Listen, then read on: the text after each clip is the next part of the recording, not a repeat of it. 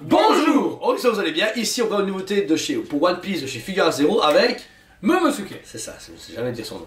Donc ici on est sur la deuxième statue type dragon de Figure Zero, puisque on avait eu auparavant la magnifique Kaido qui était déjà sortie, qu'on a déjà présenté, et donc vous pouvez voir que c'est comparativement la même échelle et tout. C'est logique, je présume. Oui, oui. Magnifique. Et ensuite ici donc vous avez la Momosuke qui est vraiment cool. La statue du coup a vraiment beaucoup de charme puisqu'elle est clairement dans le même type que la Kaido. Très bien fournie, au niveau de la texture déjà de toutes les écailles hyper bien représentées. Justement c'est un dragon rose quoi qu'il arrive dans l'animé. Hyper bien géré. Le rose, ce qui est marrant, c'est qu'il y a de temps en temps où il est légèrement plus foncé à certains endroits. Mais c'est encore, au niveau peinture, c'est encore assez simple, on va pas se mentir. Excusez-moi. Je vais récupérer...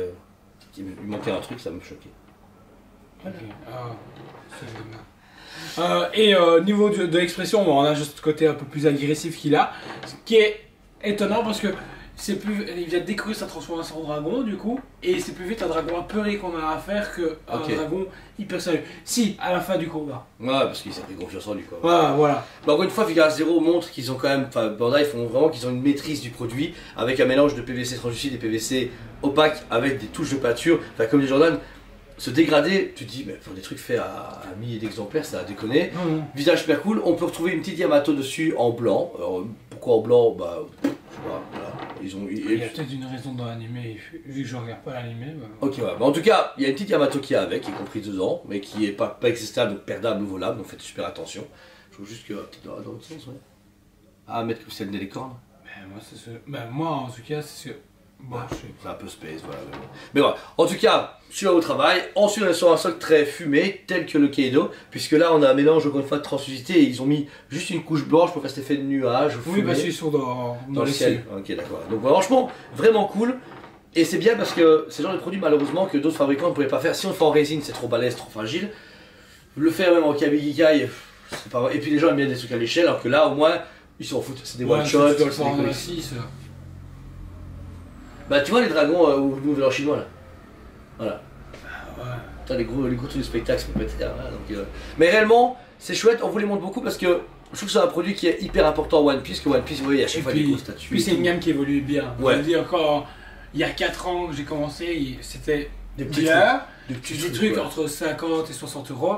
Là on passe à un budget entre 100 et 200, voire plus. Celle-ci est à 180. Mais la finition est différente, le concept est vachement différent. L'innovation.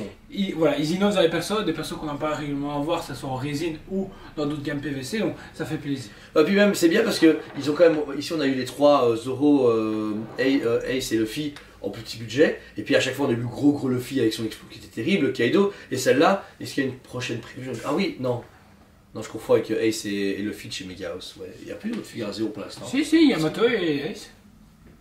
Ah oui, c'est ça, ouais, voilà. Donc c'est bien parce qu'en plus il y a, t'as une nouveauté, quand on a un qui va sortir en dernier, l'autre est déjà prévu. Donc en fait on est sorti tous les 3 mois, plus ou moins. Ouais, plus ou moins. Et c'est régulier, et après chaque fois on en reçoit, genre, oh, vous avez un nouveau Figure Zero, ils achètent, ils consomment. Donc au-delà de ça, Bandai arrive toujours encore une fois à convaincre ses clients. Le récent Janemba qu'on vous a montré est génial. Ils ont fait toute une collection des Musclers qui tue Naruto aussi. Donc ils ont les gros persos, ils vont arriver avec Bleach et je ne sais plus qui d'autre. Ouais, Bleach et autre chose. Bleach. Il y avait une licence qu'on a vu qui était cool, mais je ne sais plus, on les a commandés, mais on a tellement de commandes. Mais voilà. Donc du coup, si vous êtes... Il y a du Sensei, du Goldo qui doit encore arriver chez eux. Si, oui. Ah ouais? C'est vrai que je les ai oubliés, mais oui. Quand on va y voir débarquer, on va ça. Ah oui.